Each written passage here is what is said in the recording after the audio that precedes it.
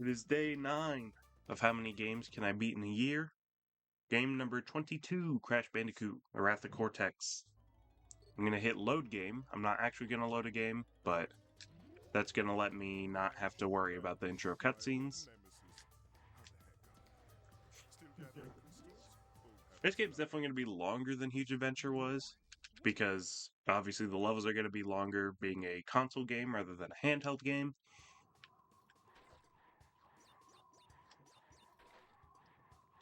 And there's also 5 worlds instead of 4.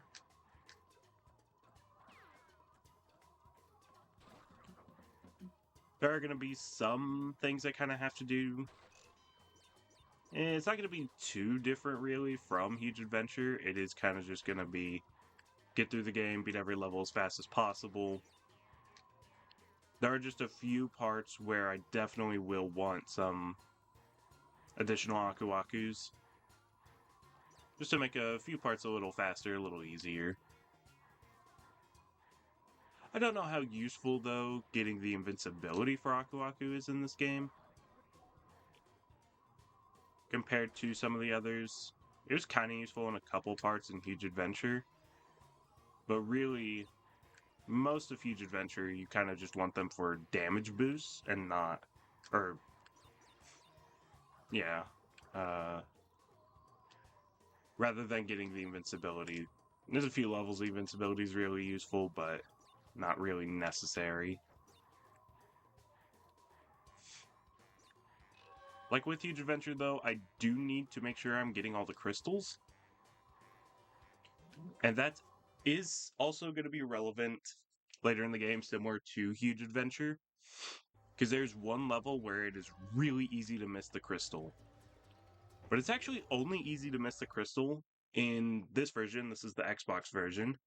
And maybe the PS2 version. I don't remember.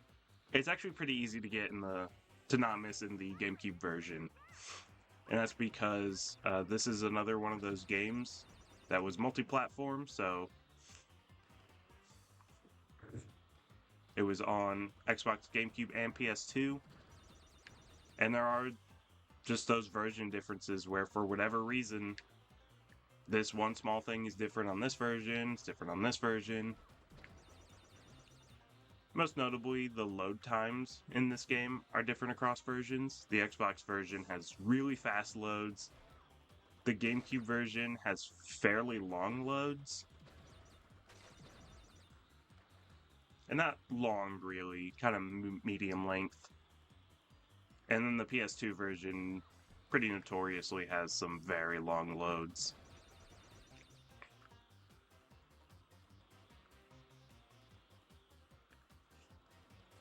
But then also, visually, some of the versions are different. Notably, the GameCube version looks just really bad. There are so many, like, cool visual effects this game has. Like, everything's, like, really shiny, there's a lot of transparency. And the GameCube, I guess, just couldn't do that very well. So instead of the crystals being that transparent look they have, they're much more solid purple. And it's actually the last level of the game that the crystal's hard to get in. And it's only hard to get because it is a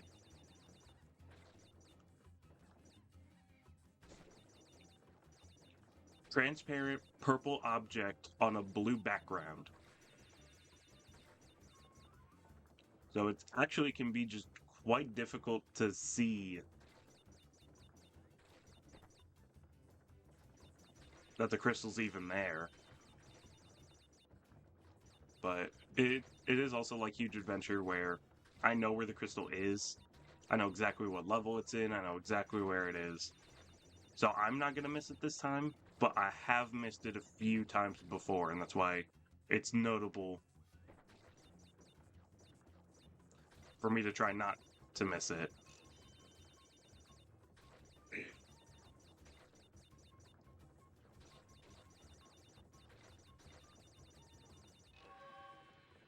Most of them, though, like in Huge Adventure and a lot of the other Crash games, they're right in the way.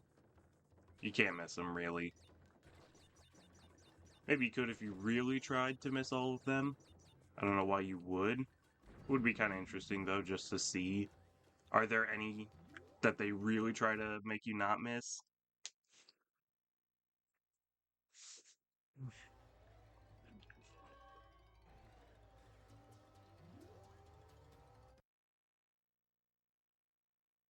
I think this is a level where invincibility is kind of useful for, but maybe not. I don't remember, really. Because that's the thing, is I don't think you get any sort of speed boost in this game for getting invincibility. I think you're just invincible. Whereas in Crash 3, you actually, the character moves faster when he has invincibility. Which is why you would want invincibility as often as you can get in Crash 3. I think that's mostly the same in Crash 2 as well. I think it's...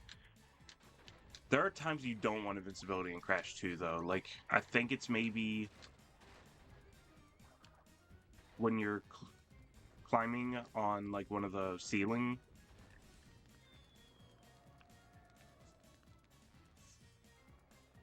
Like, maybe you're actually slower if you use... Or no, that's the only time you do want invincibility in Crash 2. That's right. Because you move faster on those... When you're hanging onto the ceiling, you move a lot faster in Crash 2 when you have invincibility, but because of the momentum you get from the movement tech in Crash 2, the neutral slide spin, that actually becomes a lot slower when you have invincibility. So you wouldn't want to be invincible in Crash 2 most of the time. You do in Crash 3, I think, because I think you move faster in Crash 3, just in general. And then it's not super relevant in this game or Huge Adventure.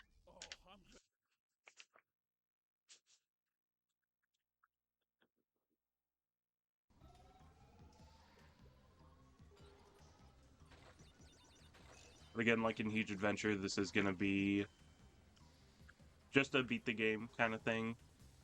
Other than the crystals, I don't have to worry about any other collectibles. I don't have to get any relics or gems or anything. Just beat every level, get all the crystals, and beat all the bosses.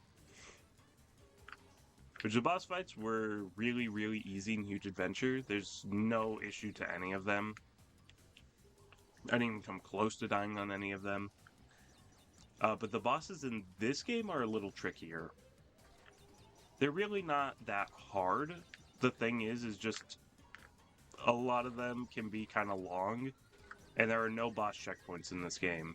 I don't think there are boss checkpoints in many of the Crash Bandicoot games. So if you do a fight that is like really long and has like 3 phases and then you die, yeah, you have to restart the entire fight. I should be familiar enough with them for that not to be an issue.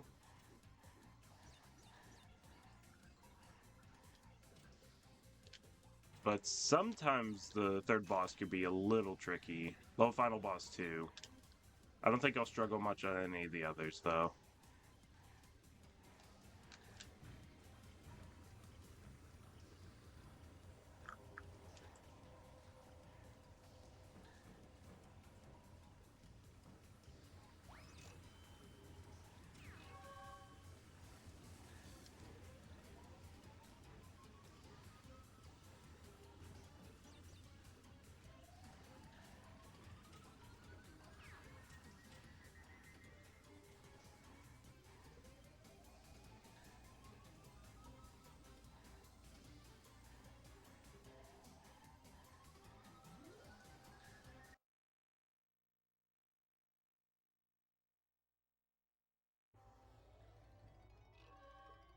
Forgot that it doesn't let you go back into any levels when there's a boss fight. Does that happen in any other Crash game?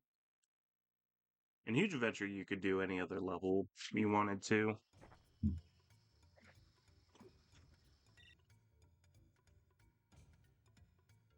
But in this game, I think it's only you can't do the levels of the world you're currently in.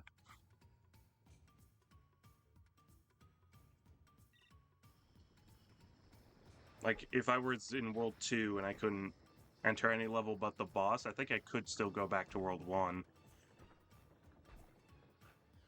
Not that you'd have any reason, really, to need to go back to any level. It's not like there are any, like, upgrades that are super useful for boss fights that you would get in any level. There's one upgrade that you do only get through a level. I don't think it's super, super useful, though. I don't remember what it is.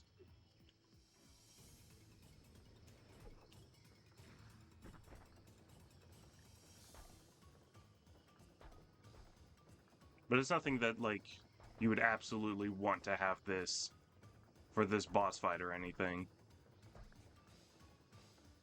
There's no, like, health upgrades or anything.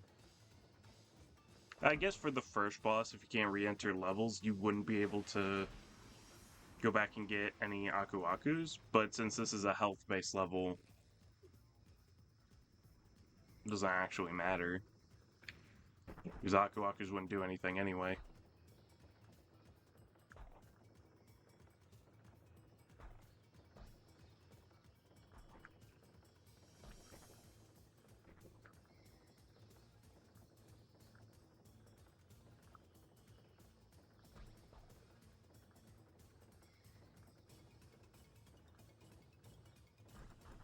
Oftentimes it is just better to damage boost into the rocks instead of waiting for them.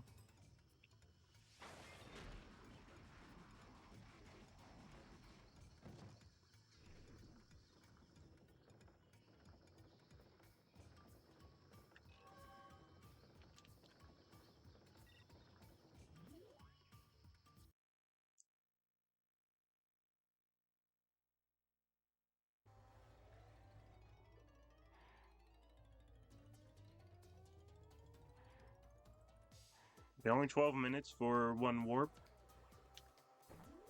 Pretty good pace.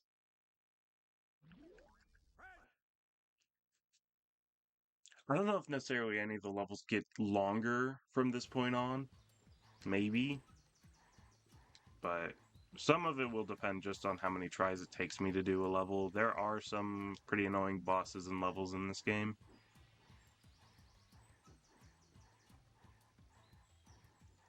And this is honestly probably the most annoying world because the worst levels in this game, similar to Huge Adventure, are the water levels.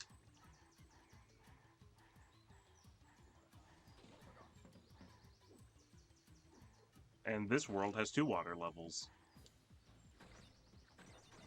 There are only 3 water levels in this game, unlike Huge Adventure, which I think had 4.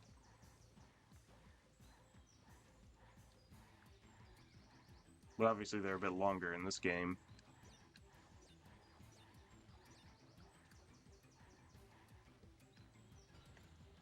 And in some cases, they can actually be a bit more fun in this game compared to some others.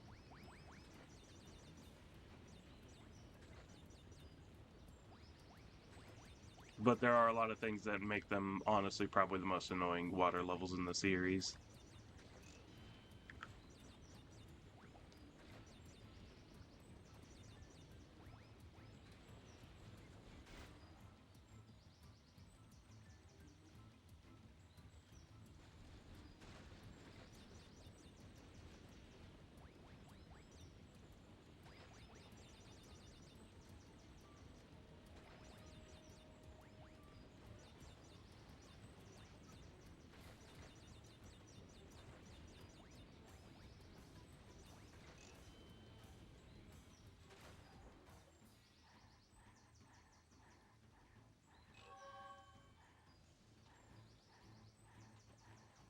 I think next is the first water level.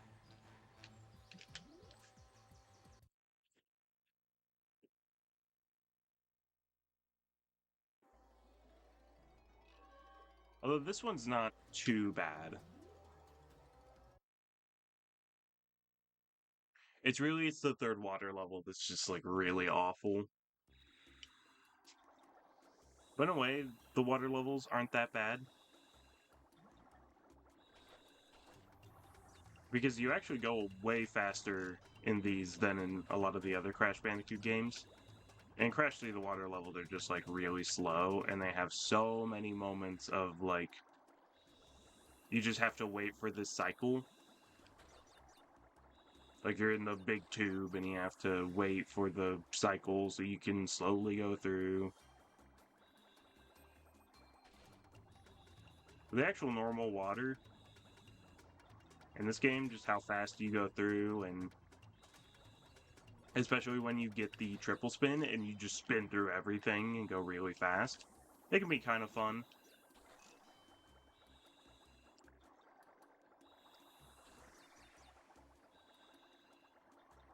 But we're coming up to the point that really makes the water levels not good. Like, what really just ruins them.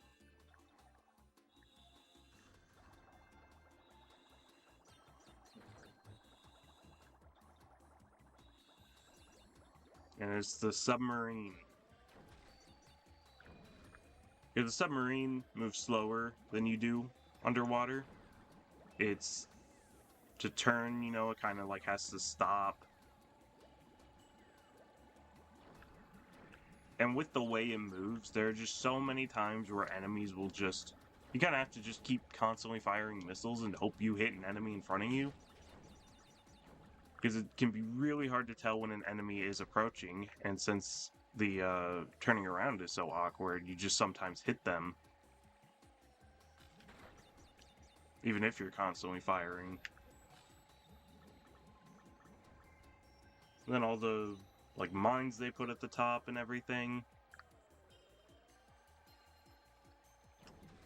just ends up becoming way too much.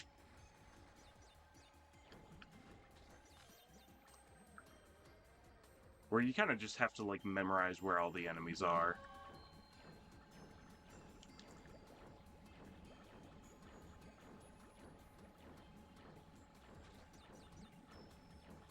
Unfortunately, though, the submarine is the only constant. 2 of the 3 water levels have the have the actual swimming, but all 3 have the submarine. It's just really annoying because it's just really not fun, and I don't think the levels are designed very well around the submarine. Kind of just a gimmick they threw in that they didn't need. Like, it's already a gimmicky level.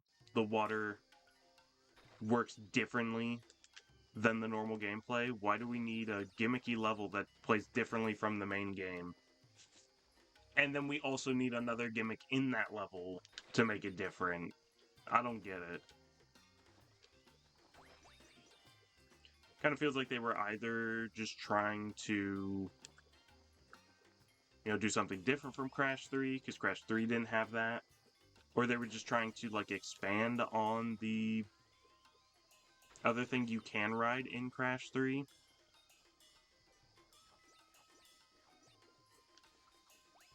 I don't know.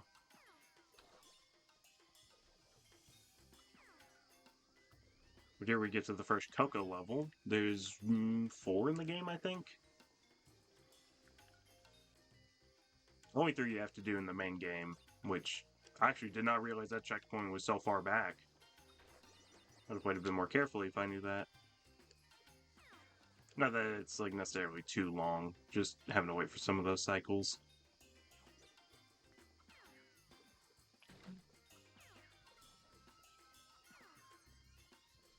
But Coco only really plays, like, slightly differently. He still spins and jumps, but she can't slide. Instead, she has this weird, like, leg sweep attack. That's not very useful. And her stomp is different. But it really is only, like, she plays slightly differently.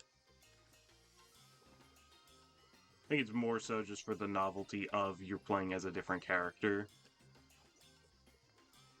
rather than it being super different. I mean, it's cool that there are, like, on the ground levels you play as Coco, because I don't think there were any like that in Crash 3. Crash 3 was only ever the tiger levels or the water ski levels.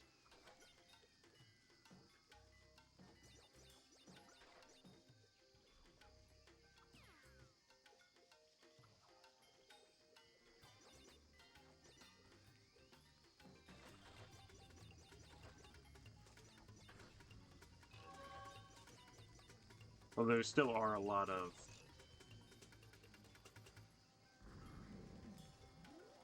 vehicle sections in the Coco levels. Avalanche and Tsunami both will have that element. This level kind of isn't that great, because instead of being able to constantly fire like you could in Tornado Alley, you have to aim and lock on, and you have to destroy all these boats, and each boat takes like 3 hits. But then your cursor also wants to lock onto other things, and just things are constantly being fired at you the whole level. So it can be really easy just to just try and play the level normally, and then you're just constantly getting your health drained. Especially if one of the other ships like crashes into you, that just does so much damage.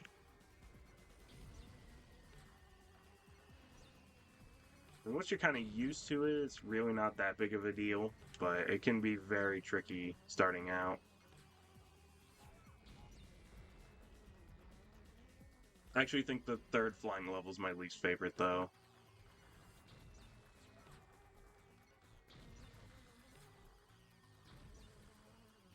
Just have to find where the last one is. There it is.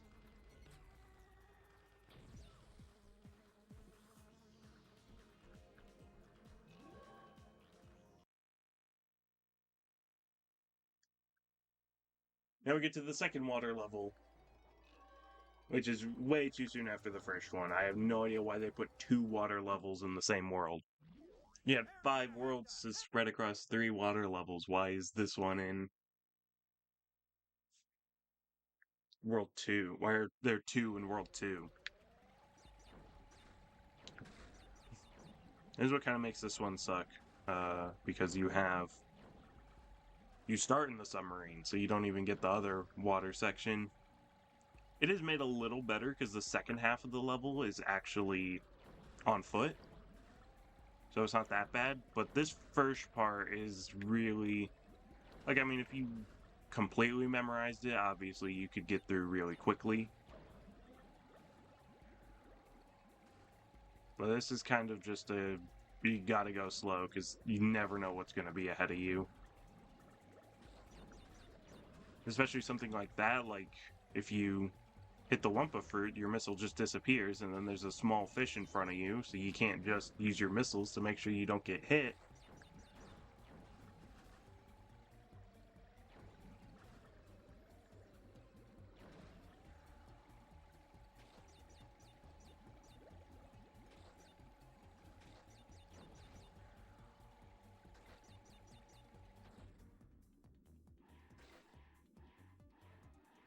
But at least we get to the actual on foot part. I mean, that section isn't like, that submarine section isn't that long, really. It's just when you don't know where everything is, it can be very, very annoying.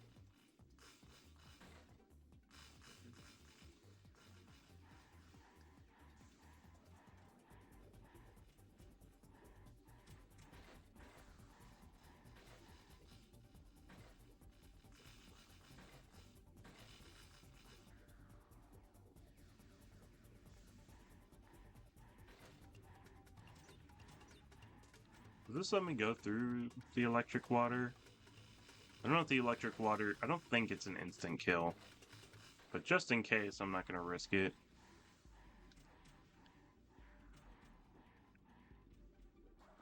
I think I remembered the bonus room in this level being super, super annoying. I don't know if it's this one or a different one.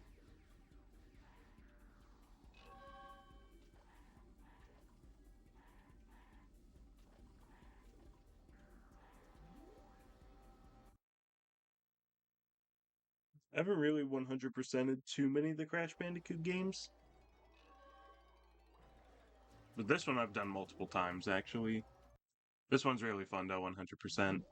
I've also done, Huge Adventure. Because this and Huge Adventure are the two Crash games I've played the most. Or, no, that's not true, actually. Huge Adventure and Crash Team Racing Nitro Fueled are the two I've played the most. I've played a lot of Wrath Cortex, though. Was that an instant kill? Did I not have two Aku Akus?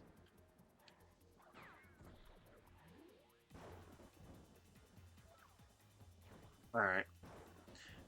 Thing about this fight is if you play it slow, it's pretty easy, but if you know like all the lineups and his moves and everything, you can do it like really quickly, and it can be really fun if you just do it really fast. But I'm playing really terribly, so I'm gonna try and do it better. This one's not too bad, dude. I gotta stop jumping so early.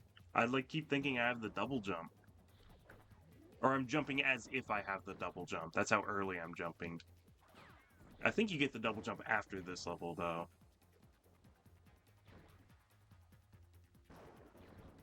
But this boss is probably, honestly, the...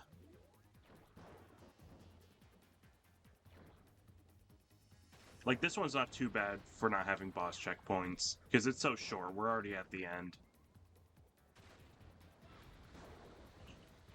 So it's not going to be too long to get back there, but I don't know why I'm falling into these pits so often.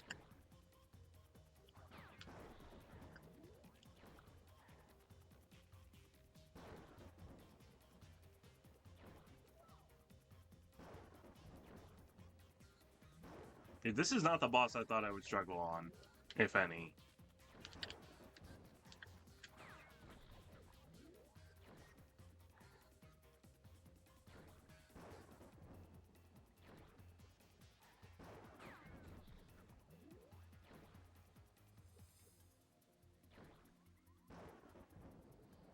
I don't know what that bubble attack does.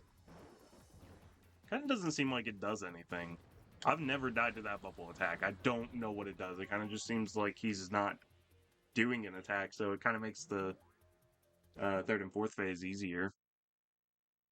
I guess third and fourth hit. I don't know if you really call them phases.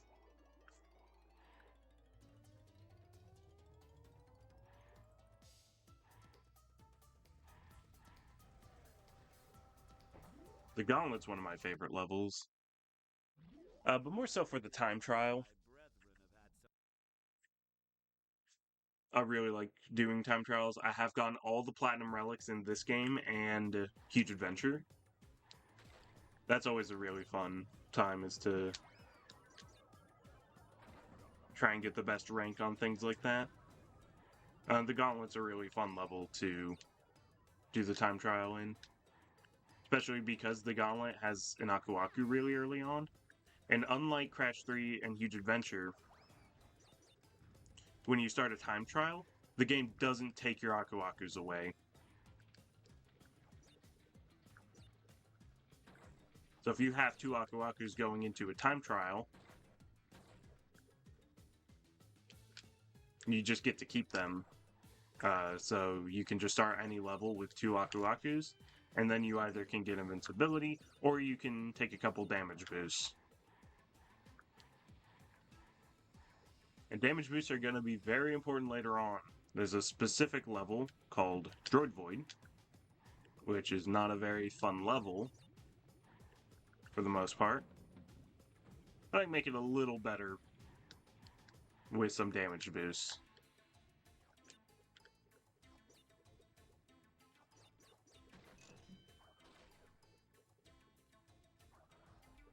Is that Warp 4 or Warp 5 that is Droid Void? I think it's Warp 4.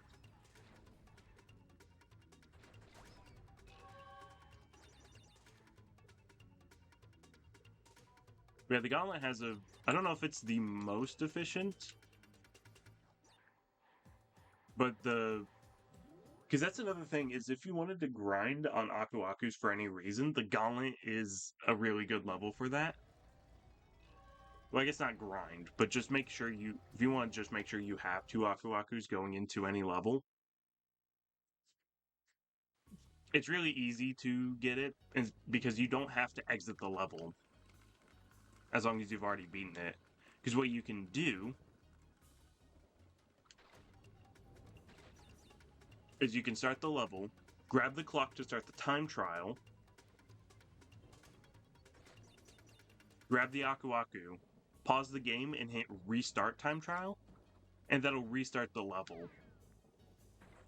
But it won't give you the clock. It's not like you'll be booted right back into the time trial. You would have to grab the clock again.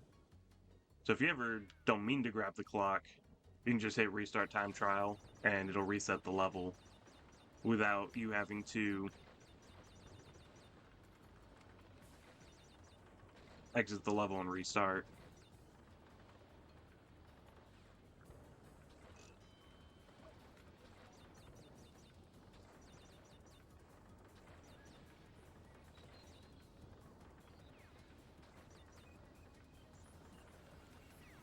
Yeah, I don't know what level's the fastest to get Aku-Akus in, but the gauntlet's pretty fast.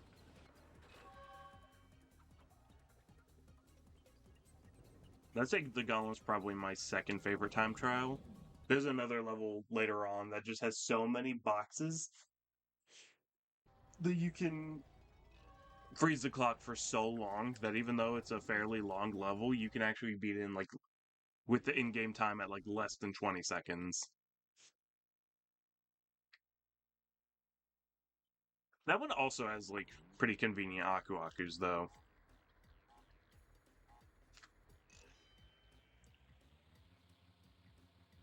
I have seen a glitch in this level once that I've never been able to recreate, and I've never seen anyone else do. I don't know if I don't know if I have a video on it or not. But basically, I pushed against one of the other racers in a weird way and crashed clip through the floor. Which is actually really interesting because there are death planes in this level. If you fall down a pit, you will die and have to restart the whole level because there are no checkpoints in this level. But getting pushed through the ground did not activate a death plane. So I was soft locked because I couldn't move.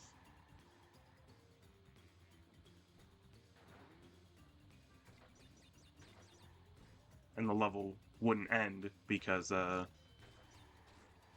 couldn't die.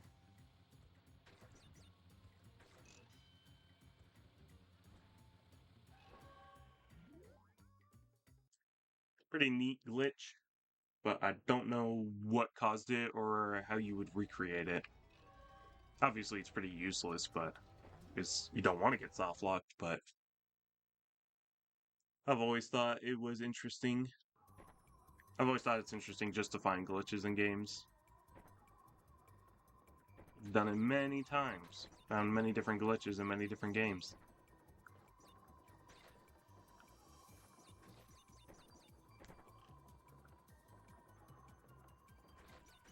Probably the best glitch I ever found in a game was cutscene state in Pac-Man World 3. So that's a story.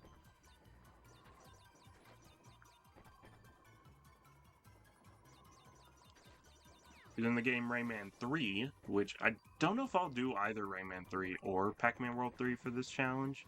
I could do them for sure. They are games I'm familiar enough with that I can beat pretty easily. But they're kind of on the longer side. Both of them are. Especially Rayman 3. Rayman 3 can be quite long. So I don't know if I'll do them, but we'll see. But in Rayman 3, there is a glitch called Infinite Power-Up Glitch, which is where you can die right as a cutscene is starting.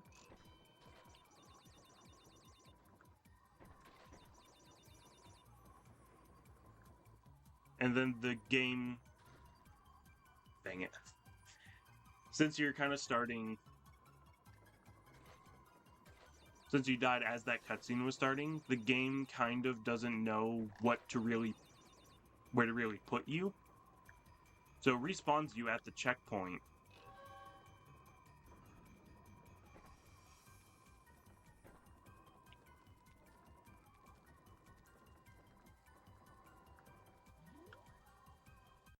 But you're still like kind of in a half cutscene state, where the game like kind of still thinks you're in a cutscene, but you're still playing.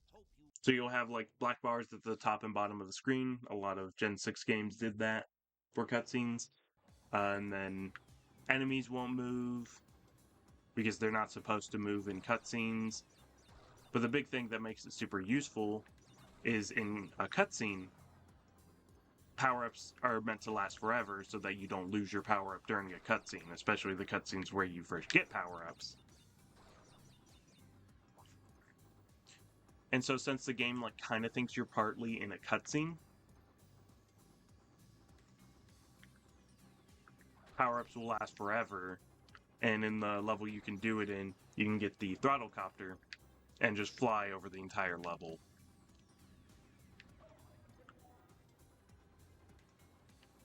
So I wanted to see if something similar to that was possible in Pac-Man World 3.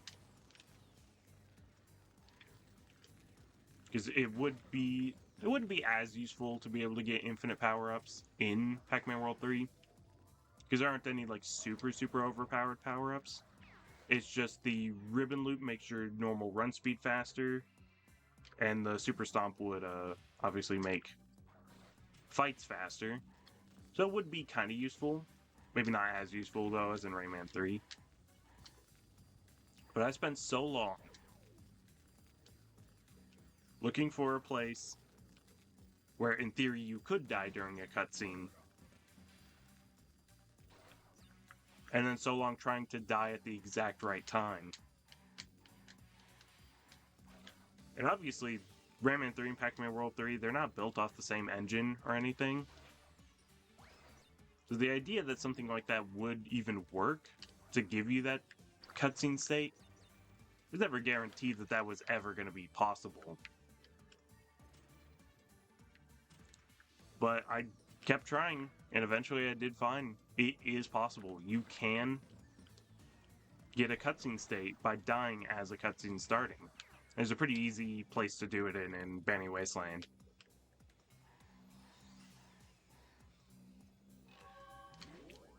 But the thing is cutscenes don't work the same in Pac-Man World 3 as they do in Rayman 3, which is something I didn't consider when looking for it. Cutscenes in Pac-Man World 3 don't really change anything. They kind of just play the cutscene. And in cutscenes, power-ups do not last forever in Pac-Man World 3. They do disappear if you're in a cutscene, which is kind of lame, but that is how the game works. So even though you can get into a cutscene state, make the game, kind of think you're in a cutscene while also still letting you play, does not give you infinite power-ups. Because that's just not how cutscenes work in the game. And so in Rayman 3, whoever found infinite power-up glitch found, when they got into that cutscene state, this is a huge thing that skips this entire level. When I found cutscene state in Pac-Man World 3, I basically found a glitch that puts black bars at the top and bottom of your screen. That's essentially all it does, because of how differently cutscenes work in the game.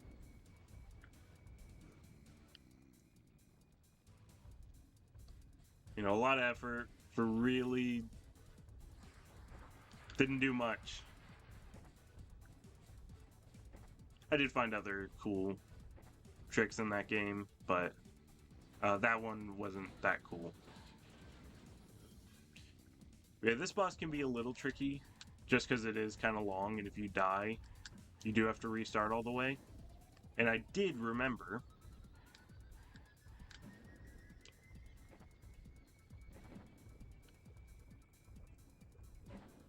that the reason I died before, even though I had Aku Aku's, is because they take it away during boss fights. You can't come into any boss fight with Aku Aku's. For this final phase, though, he is going to be dropping these rocks that move that can be very hard to dodge. So that really sucks. But you do want to, if you're constantly spraying, you will never hit him because you move slower when you're spraying. So you have to like catch up to him a little bit and then spray.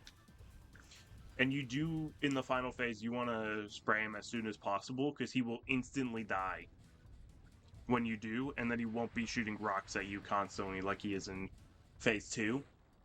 And then you just walk to the end. Yeah, that does kind of suck. This is the only boss I really thought I might struggle on. Just because sometimes those moving rocks he drops in the final phase could just be really hard to dodge. I mean, you saw I jumped at like really good time, but it still hit me anyway. I guess because I was too close to him, I should have just sprayed before he even shot that.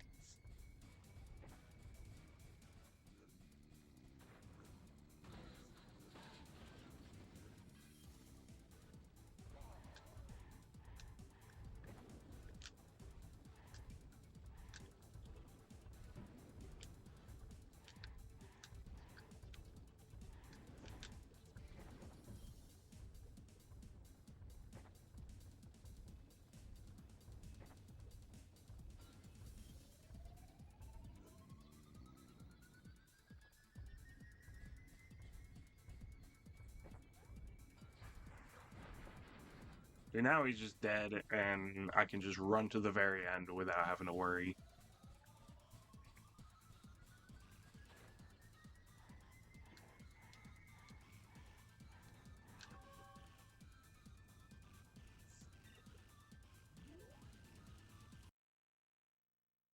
Yeah, 3/5 of the way through the game, 42 minutes. Did definitely the levels or whatever did get longer. It was only 12 minutes to beat Warp 1, and then 30 minutes later of beating Warp 2 and 3. Which I guess, I mean, 12 minutes for Warp 1, 15 about for 2 and 3. That's not that bad.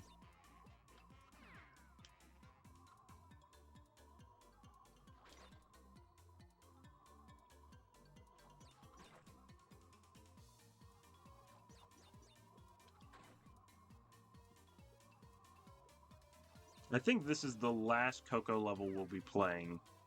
There is a fourth one in, but that's only in the bonus levels that you get for getting relics. And there's no reason we have to play any of them. So we're just not going to play any of them.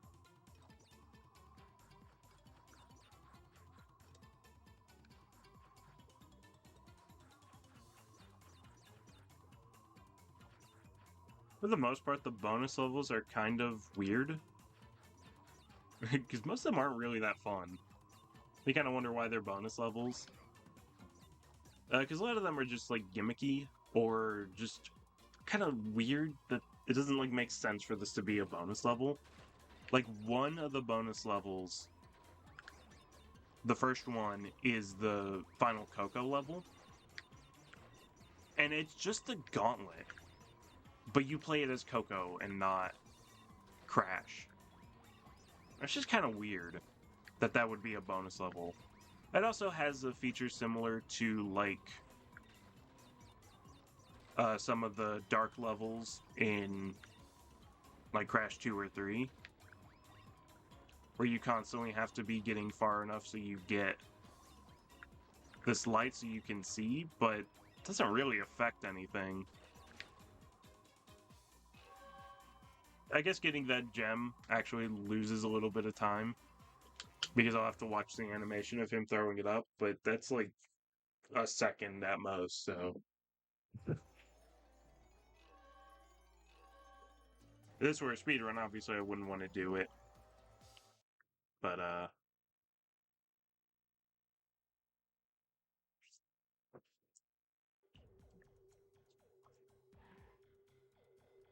for just a normal run through, it doesn't waste that much time. I'm actually going to abandon the level, and I will come back to Droid Void. Because I want to have 2 Aku Akus before I play the level. I could just go back to the Gauntlet and get one really quick. But, I also could just play through other levels, and if I happen to get 2 Aku Akus, then I can just go back to Droid Void. Yeah, I did forget this is also technically a Coco level, but this isn't an on-foot Coco level. Yeah, I don't really get having just one bonus level be... It's just a level you've already played, but now you played as Coco? Because again, Coco doesn't play that much differently from Crash. If there was like some sort of like bonus mode to where you could play every level as Coco, or play the Coco levels as Crash, like you could just pick your character and that was like some sort of 100% secret, that would have been awesome. But just having one level just is kind of weird. You also notice there that I died for absolutely no reason, it looked like. I don't know if this is true, because it could have been that enemies just hit me way too quickly. There is, however, just in this level, for whatever reason, there is a massive death plane. And if you touch that part of the level, you just die. For no reason. I may have hit that. So I don't know why that's in the level. It is very annoying that it exists.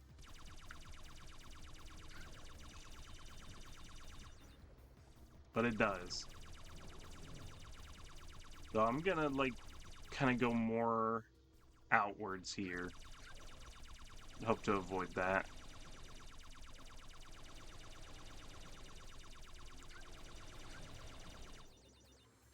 Really, that's why this is my least favorite flying level. The 2 reasons is because 1, there's a random death plane that just kills you for no reason. And the other part is, you can't really kill the spaceships, or the space stations, quickly enough just by flying at them, so you kind of do this awkward, destroy most of it, turn around, turn back, turn around. Oh gosh. Oh no, I didn't realize this is Coral Canyon. This is easily probably the worst level in the game. Droid Void also kind of sucks, but there's only really one part of that level that like really sucks. This whole level sucks. In a time trial though, this is really intense because you start with the submarine. So you have to make sure you survive all this, and this is not easy. There are so many just like random come at you when you don't expect it type enemies that it just gets really annoying.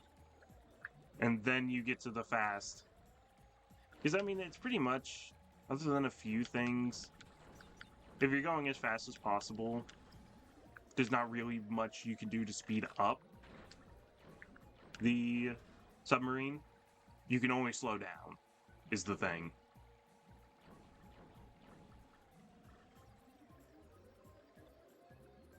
So you have to do this whole section with no checkpoints, obviously, because you don't get checkpoints in the time trials.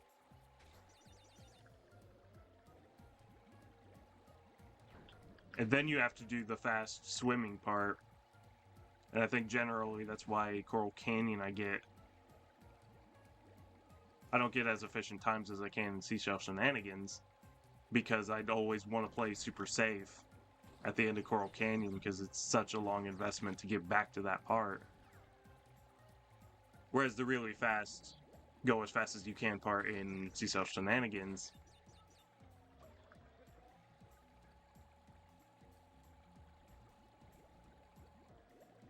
Nope, I just happened to be too low, and I can't win. But in Seashell Shenanigans, you start with the really fast part, so... Dude, this is such bad design. Like, did no one playtest this and think, you know, that wasn't fun that I just was moving forward, and then a giant blue fish just popped up on screen and I died. Like, no one thought that maybe this needs to be retooled. Because that's what really makes the submarine so bad. Is it's not really the controls or how the gameplay works. Right? Like, it's not the most engaging thing. You kind of just move forward and you shoot missiles.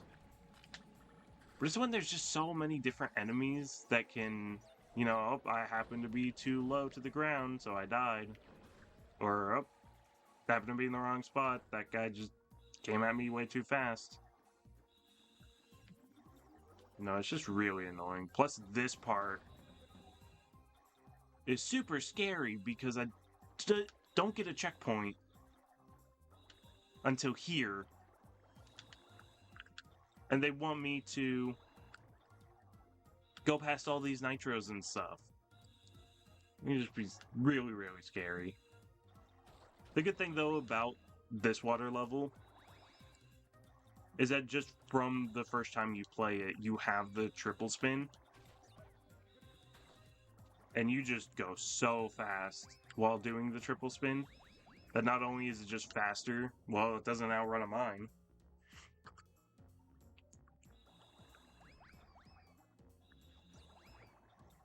But since you not only go so much faster, but also while you're spinning, other than certain projectiles, you will kill just about any enemy in your way.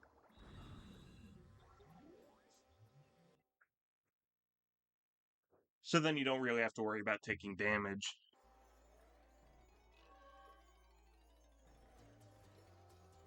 But at least that wasn't too bad. That could have been way, way worse. Only one death really isn't that bad.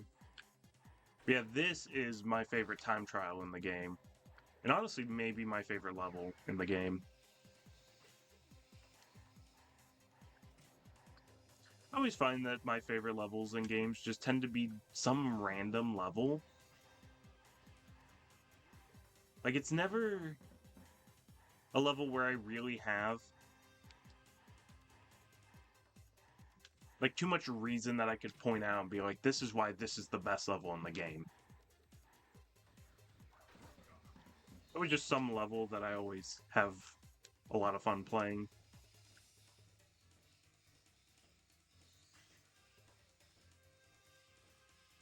Yeah, what I did just there is the reason why I want to make sure I have Aku Aku's for Droid Void. Is because for whatever reason, I forgot about that. That sometimes it just doesn't let you go far enough. That's super annoying. But yeah, for whatever reason, the death planes are still affected by invincibility frames. I don't know that I've ever seen another game do that. To where there's a death plane that you still don't die on if you have invincibility. Because I think even if you are invincible with Aku Aku, you would still be able to go on them. I think. I may be wrong on that.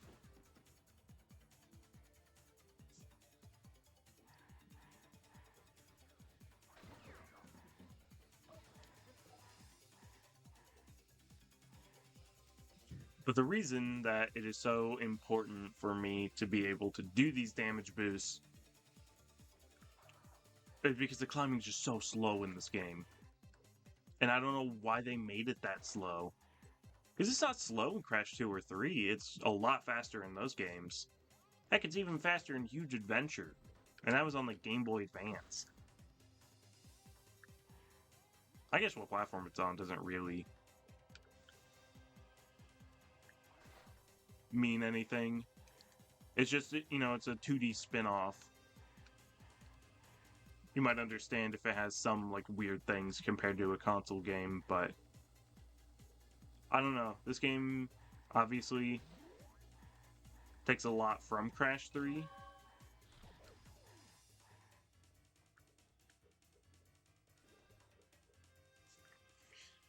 So why they decided to just make one thing that was fine in Crash 3 and 2 and just make it so much slower in this game? I don't know. I do need to go get some Aku Akus though, because it's so long if you have to actually play those. Parts and Droid Void. But then it would be really long in Wuthering Heights as well.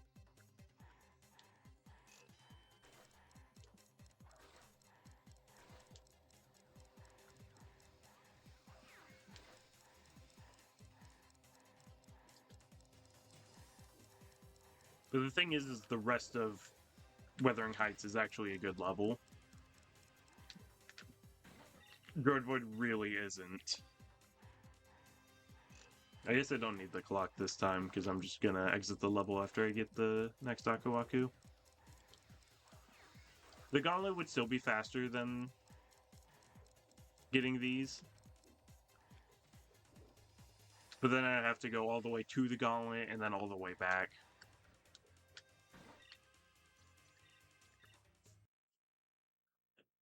But as far as how long you're actually in the level, the Gauntlet would be faster. And usually is faster as well, because if you were grinding time trials, you would have to run by this point. So you can just run through the level and do it a lot quicker.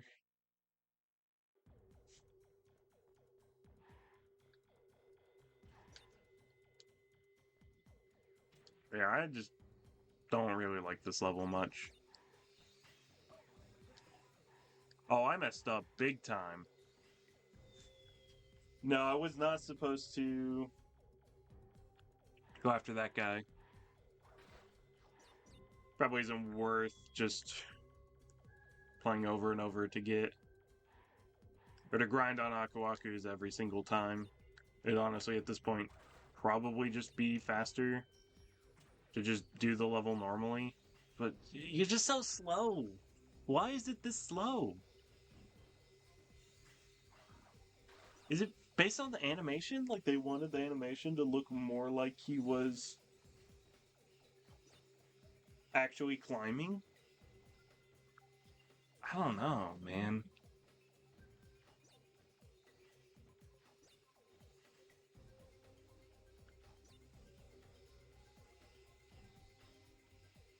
But yeah, I was supposed to hit that other guy further up, so I would have time to make it back up.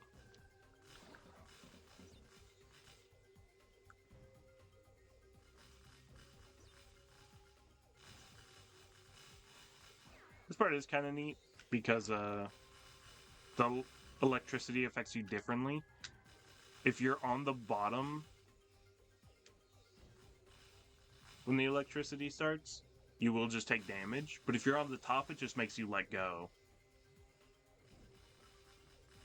Like if it started right now, I wouldn't die, but it would make me let go. And if I was over a bottomless pit, that would be really bad. And then this part of the level, do I need to remember how do you shoot this thing? Oh, you do just let go. It just didn't work. I don't know, this like giant robot thing. Like you can't double jump, you can't spin. You just get the missile launcher, but it's not very fun to use. You have to just stop and aim and then shoot. So I don't know. It's just kind of a boring level because the machine's not very fun to use, and then the climbing's just very, very slow. Not as bad as Coral Canyon, I would say, but still.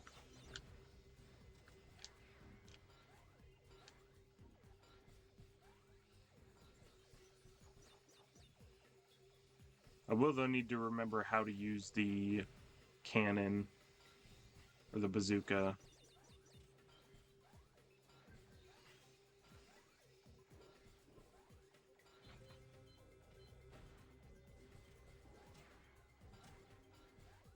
Because you do need it for the final boss. The only time in the game I think you ever really need it, I don't even think you need it in any of the bonus levels.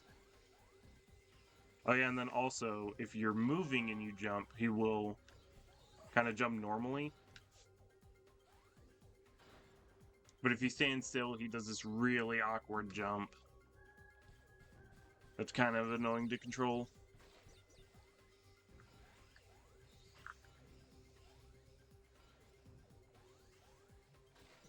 Just so weird, dude. I don't know why.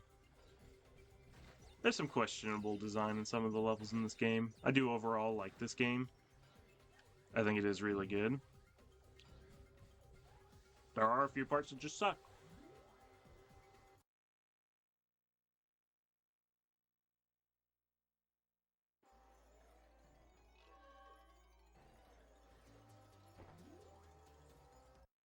Yeah, if you can't bring even Aku Aku's into a boss, then yeah, there's no reason you would need to replay any levels before fighting it. This boss is kind of long, though. But there's really, he only has one attack that's really damaging. So it should be fine.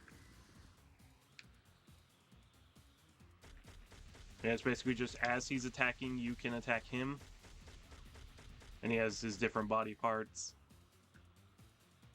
And when you destroy that body part that does that attack, then he won't do that attack anymore. And this is really the damaging attack, because if you're stuck in his beam for super long, he'll just drain your health way too quickly. And some of his other attacks really aren't that bad.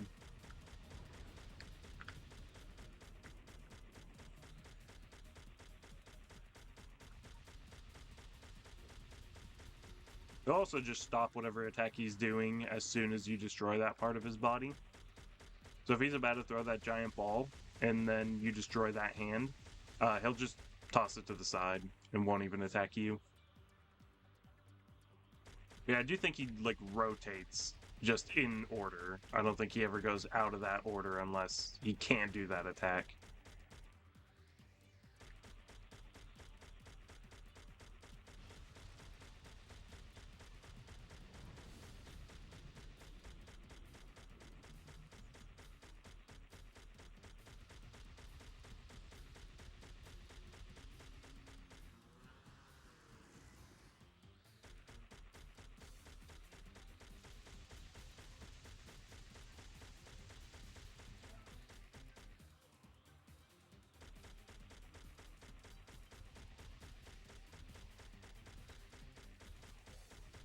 Obviously, if you want to be most efficient, you would want to go just in, like, way tighter circles around him, his hand. So you're constantly doing damage, while also still avoiding the beam, but I don't want to have to restart the fight, so I'll play it a little safer. Yeah, see, he just doesn't even really attack. He didn't do his other two attacks because he doesn't have them anymore. As long as you can dodge that laser beam, though.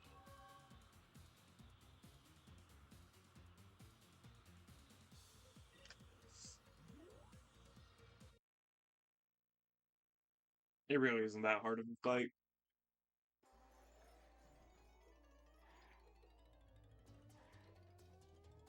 Yeah, final warp.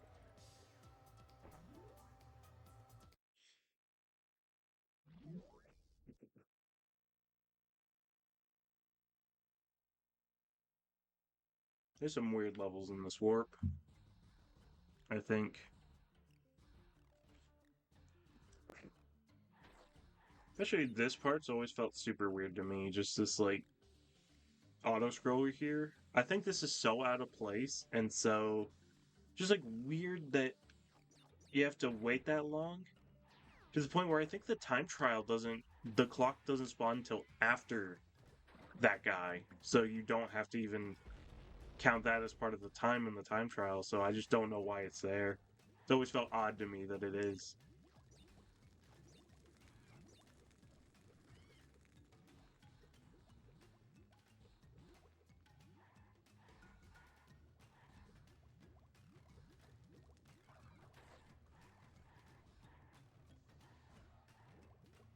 The lava is also instant kill, and the hit plane is a little high sometimes. Sometimes you'll just be trying to walk on the edge and then you'll just die because the game thinks you touched the lava. You have to be a little careful. You'll see like curves upwards there.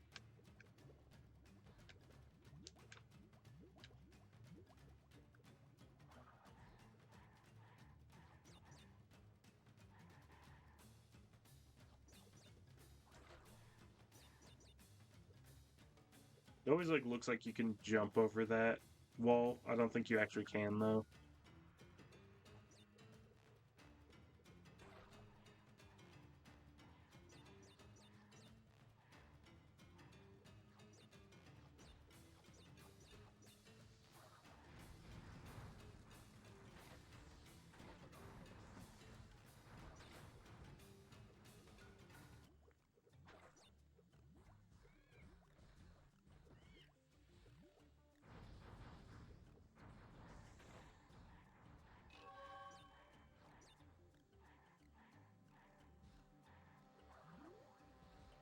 I honestly think this might be the worst world in the game.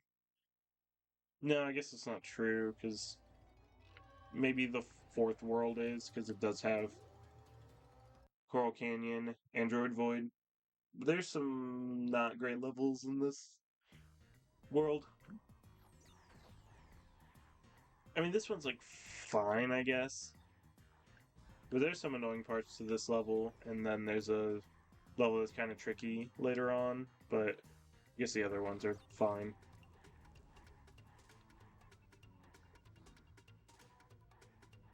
I mean, for the most part, this level's not too bad. It's just there's a lot more of the climbing in this level. There are ways to speed it up, but it still was just really slow.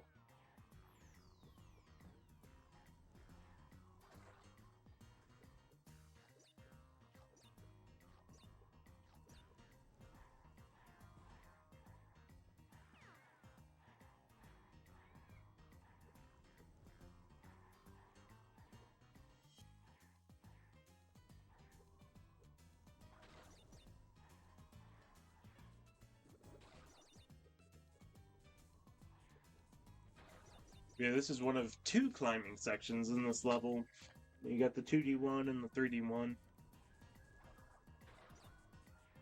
I don't know though that you can damage boost through this one, because the water is a different kind of death plane that I think instantly kills you no matter what. If you get a good jump though, you can just jump over some of these gaps. That would speed it up a little, but still.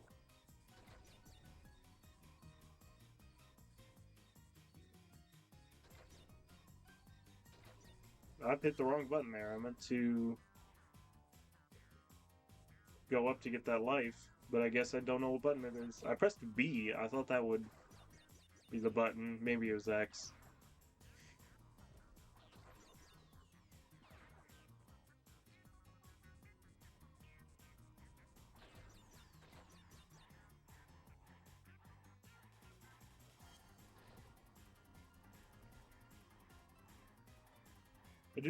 I did always find that the TNT guys are really weird. They kind of don't seem like they work how they should. Because you would think it's when the TNT blows up, that's when you would take damage. But I don't think the TNT actually does anything to you. I think it's when the TNT spawns, that's when it can hit you. It's like an area ground effect. Very strange.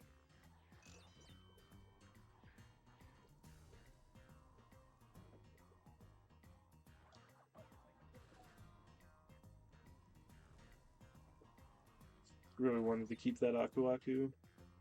It doesn't matter, there's another one right here.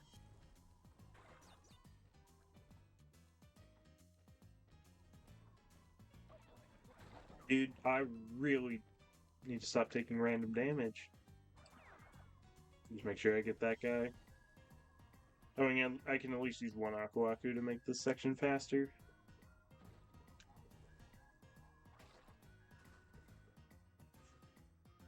This is the part I want to use it on. And I guess that didn't save much time.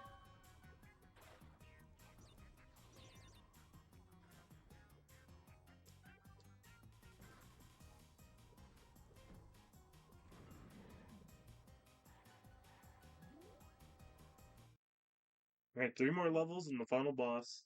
That's all that's left.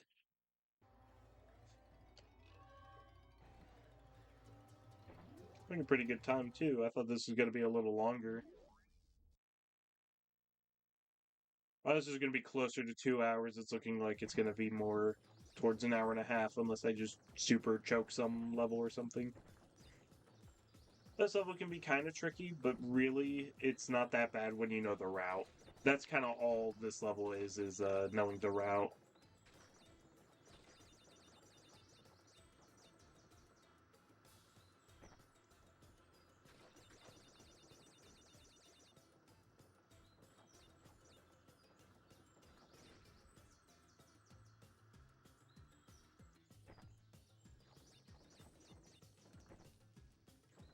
There are multiple paths you can do some of the sections.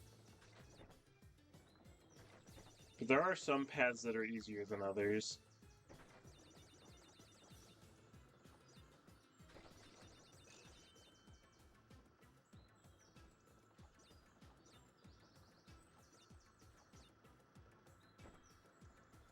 Like right here, there's like a lot of nitro and stuff that can kill you, I think. Or maybe not. If you just hug that right wall, it's pretty easy. That's actually quite a long ways for the first checkpoint. That's kind of interesting.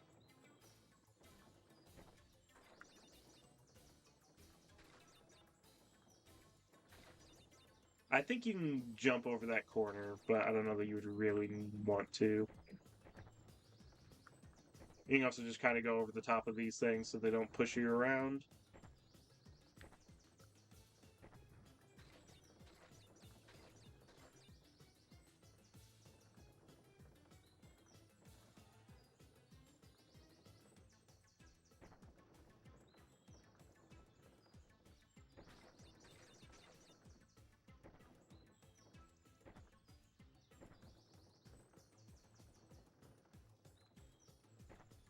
I think it's slower to go up this elevator, but I think this is the easier path. Or maybe that's the path you... Well, you need to go up here anyway, I guess. But yeah, I think this is the part where a new player probably wastes so much time, because you might think you can go down that bottom path, but you can't. You have to go up this path. And this part's also kind of a maze. It's not too bad, because usually the Wumpa Fruit will lead you to the end. So if you ever see a path like, oh, here's the Wumpa Fruit that's not up there, so I know I need to go down here. There was one part, though, where there were there was an extra path that did have Wumpa Fruit that just led to Dingodile, but... Yeah, just follow the Wumpa Fruit there and you'll make it through. If you're doing the time trial, you do have to kind of memorize the route, because there will be no Wumpa Fruit in the level. So you can't rely on it there. It's not that bad, though. It's kind of, you're mostly going up and around, is... So you kind of just go to the left, and then you go all the way up, and then you go down. Kind of the basic route of it. Oh, geez, I don't have Aku Aku, so I can't make this any faster. This level's not necessarily that bad. It can be kind of fun, but it's also a little tricky.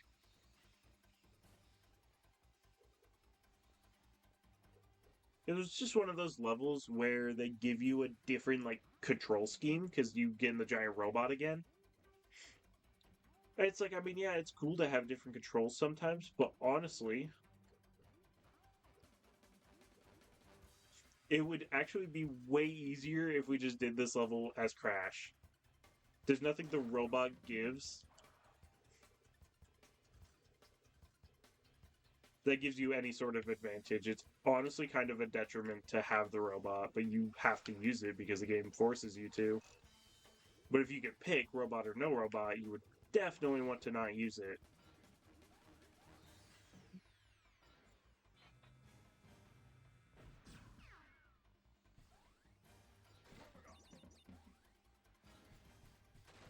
Because this is a chase sequence, and you have slow moving, slow jumping robot that has like kind of awkward physics.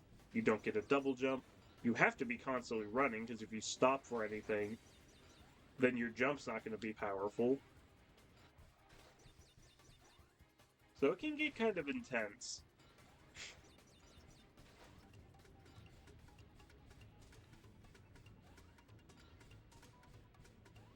It's still really not that bad.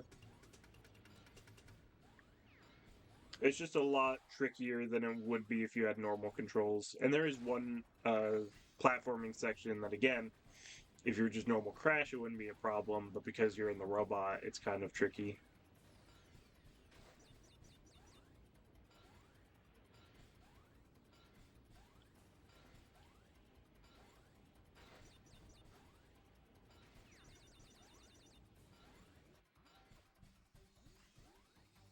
Yeah, this section, the platforming can be kind of tricky. Because we get these platforms again. So you have to be good with your timing. But again, if you just try and stand still and jump, you're not going to have enough momentum.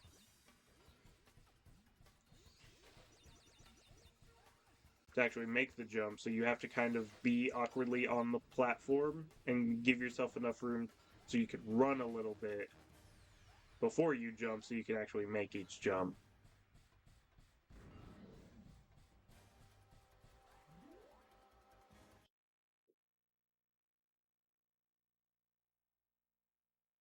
I'm glad though that the final level is just a normal level. I wouldn't have liked it if the final level was any sort of gimmick.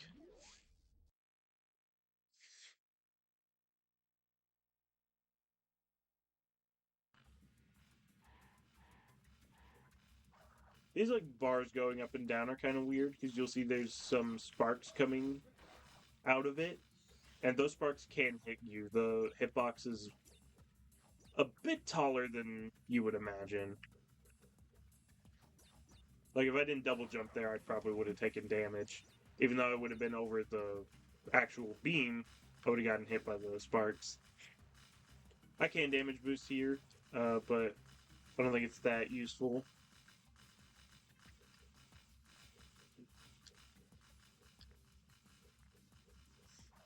There may be one part I do damage boost, but I don't really remember.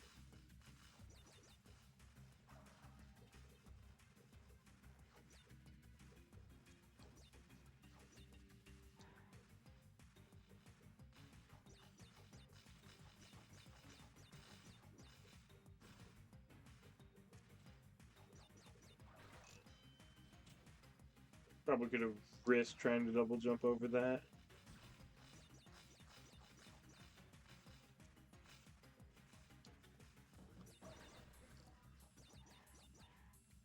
Doesn't matter if you lose Aku Akus, because there's a part where they give you 3 of them, so you don't have to be too careful with trying to keep them.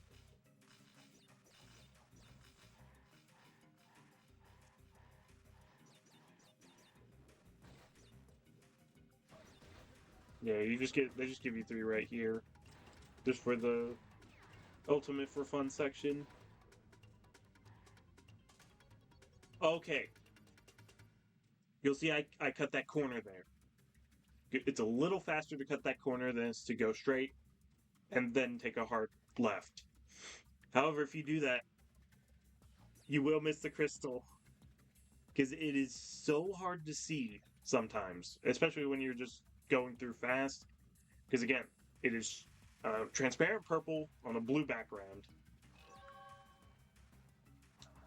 I only barely noticed it was there. I almost missed it. Luckily, I knew to be on the lookout for a crystal that's really hard to see. But that's just what makes it so easy to miss, is because you just cut that corner just a little too sharp. Because obviously you're gonna cut the corner fast, and then you just miss it. And sometimes it's not obvious you missed it, like it is in Huge Adventure. If you start slamming too early in that one level, it's not Ruination. It's the one after that, I think. But if you slam too far, you'll see the crystal as you're going down.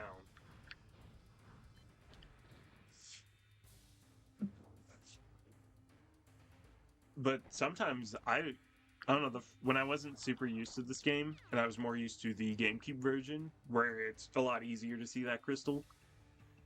When I first really played this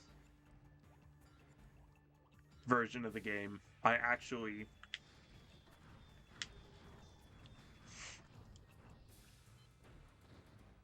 did miss that crystal a couple times before I finally found where it was. And again, with very weird version differences, this boss is actually harder in this version of the game than it is in some of the other versions, because you actually have to fight him normally. In the GameCube version, I'm not sure if it's in the PS2 version, but I know in the GameCube version, the pipes back here actually have this invisible wall doesn't exist everywhere. So you can actually just straight up jump on the pipe and just stand there and dodge most of his attacks. The only attack you won't be able to dodge is the rocks when they're falling. So you do have to kind of move for that, but then like for this attack, nothing's gonna hit you. For the electric attack, nothing's gonna hit you. For the ice attack, nothing's gonna hit you. But in general, this isn't like really a difficult fight. The only thing is this section where, because again, you don't get Aku Akus. So the part where the ice rocks are there and the other rocks are falling, it can be a little tricky to have to dodge all of it. But the fire attack's not bad because it telegraphs exactly where it's going to be. You just don't stand on that panel.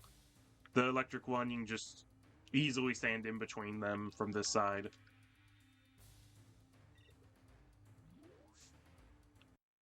So it's not that hard of a boss fight. That was one that maybe I could have seen myself struggling on a little bit. Like maybe at least one death.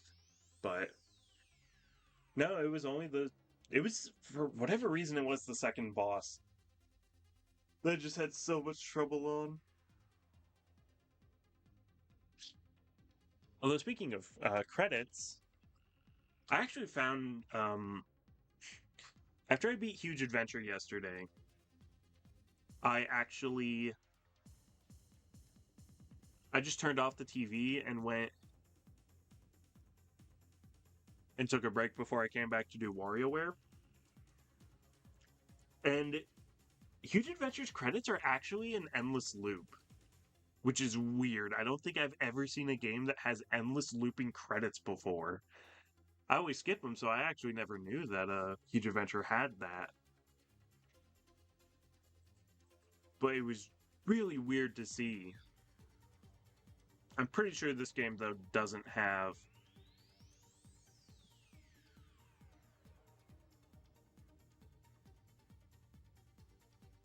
infinite looping credits. I don't think most games do. It's just crazy Huge Adventure does. But yeah, that's pretty much all the time I have for doing games today, so at least I got one done. So that is 22 games in 9 days so far. Still. Yeah, and that's probably it for how much I can do today. So before double digits, already having 22 games, that's pretty good. So averaging at least 2 games every day. That's pretty good. I still have quite a few games that I know are short and that I'm confident in doing. So it'll still be quite a bit later in the challenge where I'm having to more so scramble for games. But right now, I still pretty much know what to do.